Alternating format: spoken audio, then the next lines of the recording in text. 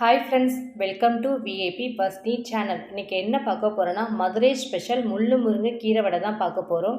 இது வந்து ரொம்ப ரொம்ப சூப்பராக இருக்கும். மதுரையில் அதிகமாக தள்ளு வண்டிகளில் தான் இந்த கீரை வடை கிடைக்கும்.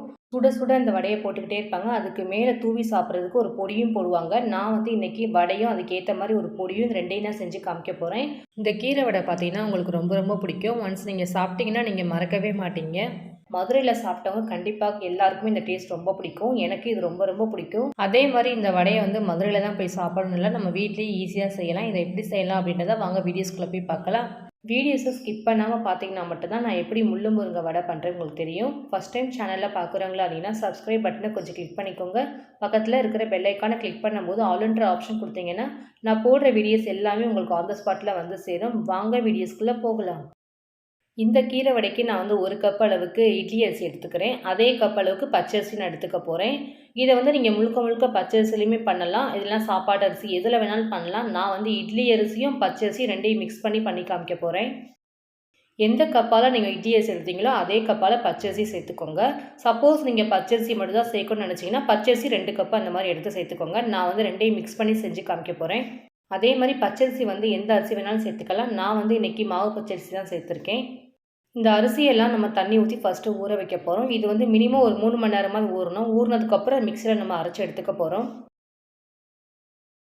இந்த அரிசியை வந்து நல்லா ஊற வைக்கணும். கண்டிப்பாக இது ஊற வச்சு முடிக்கிறதுக்கு 3 மணி நேரம் தான் ஆகும். இந்த மாதிரி நீங்கள் ஊற வச்சிங்கன்னா தான் அரிசியை வந்து நம்ம அரைச்சி எடுக்கும்போது கரெக்டாக இருக்கும். இல்லை நமக்கு வந்து அரிசியாக இருக்கிற மாதிரி இருக்கும். அதனால் நல்லா ஊறினா தான் நமக்கு அந்த வடையை சாப்பிட்றதுக்கு டேஸ்ட்டும் நல்லாயிருக்கும். அரிசி எல்லாமே நல்லா ஊறட்டும். நம்ம முள்ளு முருங்கை இலையை க்ளீன் பண்ணி எடுத்துக்கலாம். நான் வந்து முள்ளு முருங்கை இலை வந்து ஒரு இடத்துல நான் எடுத்துகிட்டு வந்தேன். இந்த முள்ளு முருங்கை கீரை இருக்குது பாருங்கள், இது கடைகளில் கிடைக்குமான்னு கேட்டிங்கன்னா எனக்கு தெரியாது. இந்த கிராமத்து பாட்டி அந்த மாதிரி விற்பாங்க பாருங்கள், அவங்கக்கிட்ட கேட்டிங்கன்னா கண்டிப்பாக இது கிடைக்கும்.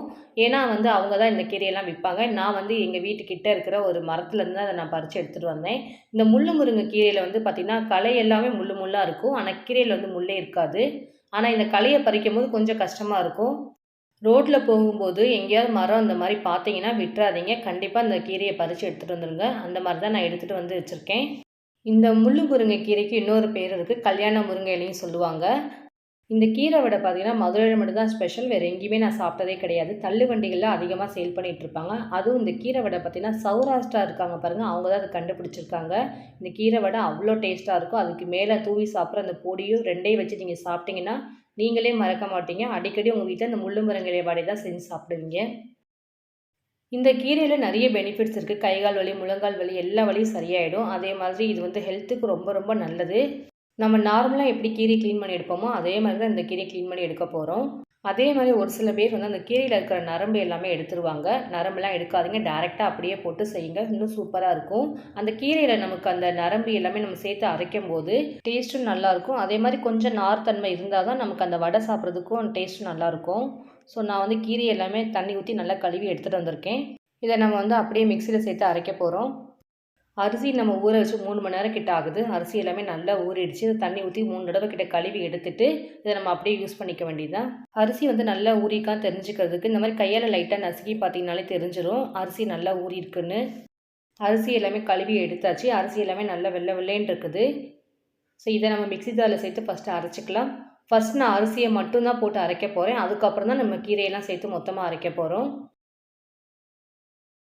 இந்த அரிசியோட நான் கொஞ்சமாக 1/4 டம்ளர் மட்டும் தண்ணி சேர்த்துக்கிறேன். ரொம்ப தண்ணி சேர்க்க வேணாம். மாவு வந்து குறை தான் நம்ம அரைச்சி எடுக்கணும். ரொம்பவும் குறை இல்லை, லைட்டாக குறைன்னு இருக்க மாதிரி அரைச்சி எடுத்துக்கணும். ஃபஸ்ட்டு இதை நம்ம அரைக்கும் போது கொஞ்சம் குறைன்னு தான் இருக்கும். செகண்ட் டைம் நம்ம போட்டு அரைக்கும் போது கரெக்டாக ஆகிடும். நம்ம இப்போ வந்து ஒவ்வொரு பொருளாக போட்டு அரைச்சிக்கலாம். நெக்ஸ்ட் நான் வந்து 1 ஸ்பூன் அளவுக்கு ஜீரகம் எடுத்திருக்கேன், அதையும் சேர்த்துக்கலாம். கண்டிப்பாக ஜீரகம் போடணும், அப்போ தான் இந்த வடைக்குடைய டேஸ்ட் நல்லாயிருக்கும். 1 ஸ்பூன் அளவுக்கு மிளகு ஆட் பண்ணிக்கலாம். மிளகு வந்து கொஞ்சம் போடுங்க, அப்போ தான் காரசாரமாக இருக்கும். நம்ம காரம் பார்த்திங்கன்னா அதில் மிளகு சீரகம் மட்டும்தான், வேறு எதுவுமே நம்ம ஆட் பண்ண போகிறதில்ல. உங்களுக்கு தனி மிளகாய்த்தூள் போடணுனாலும் போட்டுக்கலாம். நான் வந்து மிளகாய்த்தூளில் எதுவுமே போடவே இல்லை, மிளகு மட்டும் தான் ஆட் பண்ணியிருக்கேன். தேவையான அளவு கொஞ்சமாக உப்பு ஆட் பண்ணிக்கலாம்.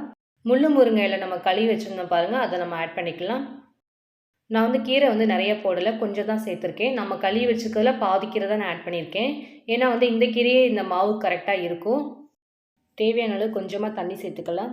நம்ம வந்து கீரைய வந்து லாஸ்ட்டா மேலாப்புல போட்டு நம்ம அரைக்கும்போது, அந்த மிக்ஸ் பண்ணாம விட்டுட்டீங்கன்னா, கீரை வந்து மசியவே மசியாது. அப்படியே மேலேயே இருக்கிற மாரி இருக்கும். இந்த மாரி அடியில குடுத்து நம்ம மாவோட தள்ளி விட்டு நீங்க அரைச்சீங்கன்னா, மாவுல நம்ம கீரை எல்லாமே நல்லா மிக்ஸ் ஆகி மசிஞ்சு வந்துரும். அந்த மாரி தான் நான் அரைச்சு எடுத்துட்டு வந்திருக்கேன். இந்த மாதிரி மாவு வந்து கொஞ்சம் கொர கொரன்னு இருக்கணும். இத வந்து ஃபைன் பேஸ்ட்டா நீங்க அரைச்சீங்கன்னா, நமக்கு அந்த வடை சாப்பிடும்போது கொஞ்சம் வழுவலுன்னு இருக்க மாரி இருக்கும். அந்த மொறுமொறுப்பு தன்மை இருக்காது. அதனால இந்த மாரி கொர கொரன்னு அரைச்சு எடுத்தீங்கன்னா, நமக்கு கரெக்ட்டா இருக்கும். சாப்பிடுறதுக்கு நல்லா மொறுமொறுன்னு இருக்கும். அரைச்ச மாவு எல்லாத்தையும் நம்ம வேறு பவுல்ல மாத்திக்கலாம். மாவு வந்து நம்ம அரைச்சாலுமே கொஞ்சம் நமக்கு தண்ணியா தான் இருக்கும். தண்ணி இல்லாம நம்மளால அரைக்கவும் முடியாது. அதனால நம்ம 1 கப் அளவுக்கு பச்சரிசி மாவு சேர்த்துக்கலாம்.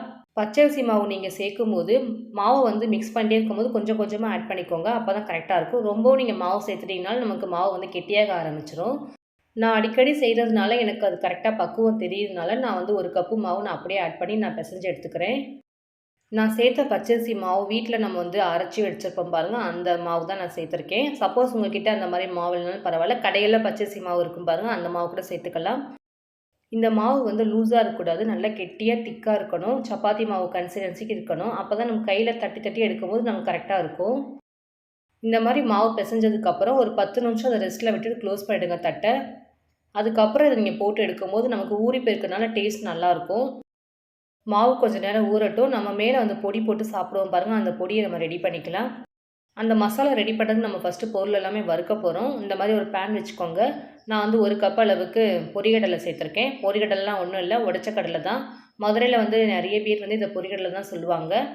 இத வந்து ரொம்ப நேரம் வறுக்க வேணாம். லைட்டா ஒரு 1 நிமிஷம் அந்த மாரி வறுத்துக்கோங்க. நமக்கு அந்த பொரிகடலை லைட்டா ஹீட் ஆகுற அளவுக்கு வறுத்தா போதும். ஸோ அந்த அளவுக்கு வறுத்தாச்சு. இத நம்ம அப்படியே ட்ரான்ஸ்ஃபர் பண்ணிடலாம். நெக்ஸ்ட் நான் வந்து 1/2 கப் அளவுக்கு உளுந்து எடுத்திருக்கேன். எந்த கப்பால பொரிகடலை எடுத்தீங்களோ, அதில பாதி அளவுக்கு உளுந்து எடுத்துக்கோங்க. அந்த உளுந்தையும் நம்ம வறுத்துக்கலாம். இதுவுமே லைட்டா கலர் மாற வரைக்கும் வறுத்தா போதும். ரொம்பவும் நமக்கு கருப்பா வறுத்துட்டோம்னா, நமக்கு பொடியோட கலரும் மாறிடும். கொஞ்சம் டேஸ்ட்டும் நமக்கு கசப்பு தன்மையாவும் இருக்கும். அதனால லைட்டா ஹீட் ஆகுற அளவுக்கு வறுத்தா போதும். வறுத்த உளுந்தையும் நம்ம வேற ஒரு பிளேட்ல மாத்திடலாம். நெக்ஸ்ட் நான் வந்து காரத்துக்கு ஏத்த மாரி காஞ்ச மிளகாய் எடுத்திருக்கேன். அதே மாரி இந்த பொடி வந்து லைட்டா கொஞ்சம் காரமா இருக்கும். அதனால கொஞ்சம் எக்ஸ்ட்ராவே மிளகாய் போட்டுக்கோங்க. நம்ம போட்ட பொருளுக்கு ஏத்த மாரி மிளகாய் சேர்த்துக்கோங்க. கரெக்ட்டா இருக்கும். காஞ்ச மிளகாய் வந்து காம்போட போட்டு வருங்க. அப்பதான் கொஞ்சம் நமக்கு ஸ்பைசியாவும் இருக்கும். நமக்கு அந்த விதையும் நமக்கு கொட்டாமல் இருக்கும். அதனால நான் காம்போட சேர்த்து தான் நான் வறுத்து இத அரைக்க போறேன். இதுவுமே நல்லா ஹீட் ஆகுற அளவுக்கு வறுத்துக்கலாம். நெக்ஸ்ட்டு வந்து 2 கொத்து அளவுக்கு நான் கருவேப்பிலை எடுத்திருக்கேன். பச்சை கருவேப்பிலை தான். இத நம்ம அப்படியே பேன்ல போட்டு ஹீட் பண்ணிக்கலாம். நீங்க காஞ்ச கருவேப்பிலை இருந்தா கூட நீங்க போட்டு ஹீட் பண்ணிக்கலாம். ரொம்ப ஈஸியாவும் இருக்கும். பச்சை கருவேப்பிலை நம்ம போட்டு ஹீட் பண்ணும்போது கொஞ்சம் நேரமும் ஆகும். ஆனா, இது கலர் மாறதுக்கு கொஞ்சம் வந்து இத ஃப்ரை பண்ணிக்கணும். அப்பதான் நமக்கு அந்த கருவேப்பிலை எல்லாமே நல்லா மொறு மொறுன்னு வரும். காஞ்ச கருவேப்பிலைய சேர்க்கும்போது நமக்கு ஆல்ரெடி வந்து காஞ்சிருக்கிறதுனால லைட்டா ஹீட் பண்ணா போதும். பச்சை கருவேப்பிலைய நம்ம சேர்க்கறதுனால கொஞ்சம் நேரம் எக்ஸ்ட்ராவே நம்ம அத ஹீட் பண்ணி நம்ம எடுக்கணும் இத. கருவேப்பிலையும் நம்ம ஃப்ரை பண்ணி எடுத்தாச்சு. இத நம்ம அப்படியே வேறு பிளேட்ல மாத்திடலாம். நான் வந்து இந்த பொடிக்கு பார்த்தீங்கன்னா, கருவேப்பிலை, அதே மாரி காஞ்ச மிளகாய், உளுந்து, பொரிகடலை இது எல்லாமே தனித்தனியா நான் வறுத்து நான் ஒரு பிளேட்ல எடுத்து வச்சிருக்கேன். அதோடயே சேர்த்து கொஞ்சமா உப்பு ஆட் பண்ணிக்கலாம். பெருங்காயத்தூள் 1/2 டீஸ்பூன் கிட்ட எடுத்திருக்கேன். அதையும் நம்ம எடுத்து இதோட சேர்த்து மொத்தமா அரைக்க போறோம். ஃபர்ஸ்ட் நம்ம ஒரு மிக்ஸி ஜார எடுத்து, வறுத்து ஆற வச்சிருக்க எல்லா பொருளையும் சேர்த்துக்கலாம். இந்த பொடிய வந்து கொர கொரன்னு அரைக்கக்கூடாது. இத வந்து நல்லா ஃபைன் பவுடரா இருக்கிற மாரி அரைச்சுக்கோங்க. அப்பதான் நமக்கு அந்த வடையில போட்டு சாப்பிடும்போது நல்லாயிருக்கும் டேஸ்ட்டுமே. அதேமாரி வடையில சாப்பிடும்போது நமக்கு ஒட்டவும் ஆரம்பிக்கும். ரொம்பவும் நீங்க கொர கொரன்னு அரைச்சுன்னா அந்த அளவுக்கு நமக்கு ஒட்டாது. லைட்டா இந்த மாரி பவுடர் மாதிரி இருக்கணும். அரைச்ச நம்ம வந்து பொடிய வந்து வேற ஒரு பவுல்ல நம்ம ட்ரான்ஸ்ஃபர் பண்ணிடலாம். வடைக்கு போட்டு சாப்பிட்ற பொடி ரெடி ஆயிடுச்சு. நம்ம வடைக்கு மாவு ஊற வச்சிருந்தோம். அது என்னாச்சுன்னு பார்க்கலாம். மாவு நல்லா ஊறி இருக்குது. கொஞ்சம் சாஃப்ட்டாவும் இருக்குது. இத நம்ம அப்படியே வந்து வெள்ளை துணியில வச்சு தட்டி தட்டி நம்ம ஆயில்ல போட்டு பொரிச்சு எடுத்துற வேண்டியது தான். இந்த மாரி ஒரு வெள்ளை காட்டன் துணி எடுத்துக்கோங்க. அத நல்லா தண்ணீல நனைச்சிட்டு, உதறிட்டு, அதுக்கப்புறம் கொஞ்சம் கொஞ்சமா மாவு எடுத்து அந்த வெள்ளை துணியில வந்து கையாலேயே நம்ம தட்ட போறோம். இந்த மாரி தட்டி நம்ம எடுத்து அப்படியே ஆயில்ல போட்டு பொரிச்சு எடுக்க போறோம். நமக்கு பூரி மாரி சூப்பரா எலும்பி வரும் இந்த வடை பார்த்தீங்கன்னா. துணிய எடுத்து இந்த மாரி நீங்க மாவு எடுக்கும்போது, அழகா நமக்கு அந்த வடை வந்து மாவு கரெக்ட்டா வந்துரும் கையில. நெக்ஸ்ட் நான் வடை மாவு இதே மாரி ரெடி பண்ணி காமிக்கிறேன். இதே மாரி ஒரு உருண்டைய எடுத்து போட்டு கையில வச்சு இந்த மாரி தட்டினீங்கன்னா போதும். அழகா நமக்கு ஈவனா எல்லா பக்கமும் நமக்கு கரெக்ட்டா நமக்கு வந்துரும். இதே மாரி தான் மதுரையில வந்து இதே மாரி தள்ளு வண்டியில தட்டி தட்டி போட்டுட்டே இருப்பாங்க. ஆனா, அவங்க போடுற ஸ்பீடு நம்மளால முடியாது. அவங்க ஒரு செகண்டுக்கு 10 பூரி கிட்ட போட்டுட்டே இருப்பாங்க. அவ்ளோ ஸ்பீட்ல வேலை செய்வாங்க. ஒரு பக்கம் தட்ட தட்ட ஒரு பக்கம் பூரி போட்டுக்கிட்டே இருப்பாங்க. சேல் ஆயிக்கிட்டே இருக்கும். ஆனா, அந்த பூரி சாப்பிட்டு பார்த்தீங்கன்னா, நீங்களே மறக்க மாட்டீங்க. இந்த வடைக்கு பார்த்தீங்கன்னா, ஸ்டவ் வந்து ஹை ஃப்ளேமில தான் வைக்கணும். அப்ப தான் நமக்கு இந்த வடை வந்து நல்லா உப்பி பூரி மாரி நமக்கு நல்லா வரும் புஸ்ஸுன்னு. கரண்டிய நீங்க மேல போட்டு எண்ணெய் தெளிச்சு நீங்க வந்து பண்ணலாம். நீங்க ஆட்டோமேட்டிக்கா நீங்க அந்த மாவ தட்டி போடும்போதே நமக்கு அதுவே புஸ்ஸுன்னு கூட வரும். உங்களுக்கு ஒன்ஸ் நான் இப்படியும் பண்ணி காமிக்கிறேன். டைரக்ட்டா நமக்கு அப்படியே எழும்பி வர மாதிரி நான் வடை செஞ்சு காமிக்கிறேன். ஒன் சைடு வெந்தோனே இன்னொரு பக்கம் திருப்பி விடுங்க. இத வந்து நான் ரீஃபைண்ட் ஆயில்ல தான் நான் வந்து பொரிக்கிறேன். நீங்களும் ஸ்மெல்லிங் இல்லாத ஆயில் சேர்த்தீங்கன்னா, நமக்கு ஸ்நாக்ஸ் சாப்பிடும்போது ஸ்மெல்லிங் எதுவுமே இருக்காது. ஸோ இந்த மாதிரி 2 பக்கமும் நல்லா செவந்து வரணும். அது வரைக்கும் இத ஆயில்ல போட்டு பொரிச்சு எடுத்துக்கோங்க. அப்பதான் கரெக்ட்டா இருக்கும்.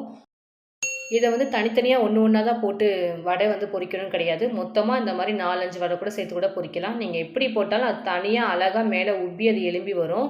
அதே மாரி ஸ்டவ்வ மட்டும் ஸ்லோ பண்ணிடாதீங்க. இத ஹை ஃப்ளேம்ல வச்சீங்கன்னா தான் ஆட்டோமேட்டிக்கா அந்த பூரி வந்து நல்லா எழும்பி வரும். நமக்கு பார்க்கும்போது நல்ல பூரியாவும் இருக்கும்.